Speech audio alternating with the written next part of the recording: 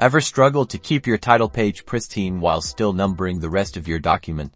Let's fix that in under 2 minutes. First, open your Microsoft Word document. We want to add page numbers, but skip the title page to do this. We'll use section breaks. Navigate to the Insert tab. Once you're there, look towards the Pages group. Click on Breaks and then select Next Page. This creates a brand new section starting on the page after your current page. If you're on your title page, this will put your content onto page 2, starting a new section. Now, let's access the headers and footers. Double-click anywhere in the header or footer area of your document, specifically on a page after the title page. You should see the Header and Footer Tools tab appear on the ribbon. Look for the Options group.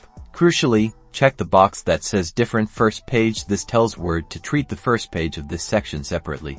Now, go back to the header or footer on your title page or the first page of your document and delete any existing page numbers or text you don't want there. Finally, with your cursor still in the header or footer of a page after the title page, go to Page Number under the Header and Footer tab. Choose where you want your page numbers to appear, like the bottom of page, and select a style. Word will now number your pages starting from 1 on the second page of your document, leaving your title page blank. And there you have it, why perfectly numbered pages without cluttering your title page.